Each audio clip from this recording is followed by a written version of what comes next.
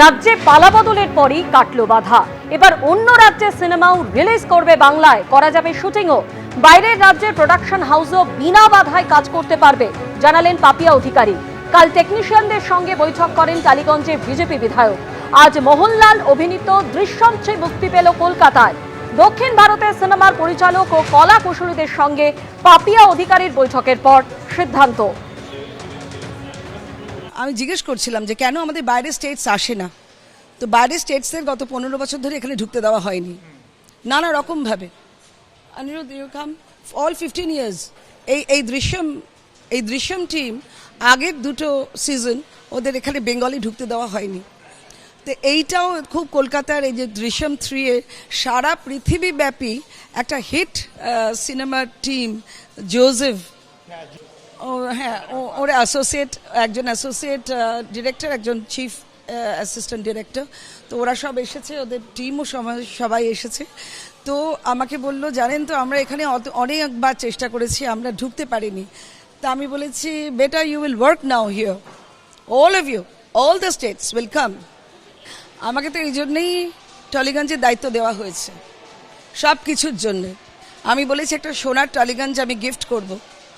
एक नेटफ्लिक्स का सीरीज़ था, वो शूट करने के लिए वेस्ट बंगाल में आए थे, तो हमारा एक्सपीरियंस बहुत अच्छा नहीं था। काफ़ी सारे यूनियन का इन्वॉल्वमेंट था, काफ़ी सारे रेस्ट्रिक्शंस थे, तो हम फ्रीली शूट नहीं कर पाए। तो बॉम्बे में अभी लोग सोचते हैं 2 बार कलकत्ता शूट करने आने से पहले। तो हम यहाँ पे मेरे भाई अनिरुद्ध से बात किया, तो उन्होंने कहा आ जाओ, अब थिंग्स हैव चेंज्ड हियर। अभी मुझे लग रहा है कि there is huge change now, the films will come here. ক্রীড়ামন্ত্রীর কড়া বার্তার পরেই জবরদখল মুক্ত রবীন্দ্র সরোবর স্টেডিয়াম জবরদখল করে তৃণমূল নেত্রী 3 ভাই। অরূপ বিশ্বাসের ক্লাবের অফিস, রবীন্দ্র সরোবর স্টেডিয়ামে মমতা বন্দ্যোপাধ্যায়ের 3 ভাইয়ের ক্লাবের অফিস পুলিশকে সঙ্গে নিয়ে পুরনো তালা ভেঙে জবরদখল মুক্ত করল ক্রীড়া দপ্তর। রবীন্দ্র সরোবর স্টেডিয়াম বাংলার খেলাধুলার জগতের ফুসফুস ছিল। তারপর 2011 সালে পালা বদলের পর থেকেই এই রবীন্দ্র সরোবর স্টেডিয়াম বেহাল হয়েছে। তারপর সময় যত এগিয়েছে, রবীন্দ্র সরোবর স্টেডিয়ামের খেলা কম, জবরদখল বেশি হয়েছে। এই রবীন্দ্র সরোবর স্টেডিয়ামের নিচে যে একাধিক ঘর দেখতে পাওয়া যাচ্ছে, সেটা পূর্বতন সরকারের প্রাক্তন মুখ্যমন্ত্রী মমতা বন্দ্যোপাধ্যায়ের ভাই স্বপন বন্দ্যোপাধ্যায় ওরফে বাবুন বন্দ্যোপাধ্যায়ের কালীঘাট স্পোর্টস লাভার অ্যাসোসিয়েশনের ঘর যেমন ছিল, তেমনি আরেক ভাই কার্তিক বন্দ্যোপাধ্যায়ের ক্লাব বিবেক ক্লাবের ঘর ছিল। আরেক ভাই অজিত বন্দ্যোপাধ্যায়ের ক্লাব কালীঘাট এমএস অর্থাৎ কালীঘাট মিলন সংঘের ক্লাবও এখানে জবরদখল হয়েছিল।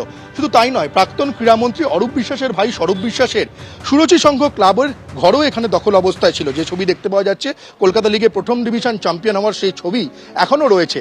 এবিপি আনন্দ, এগিয়ে থাকে, এগিয়ে রাখে।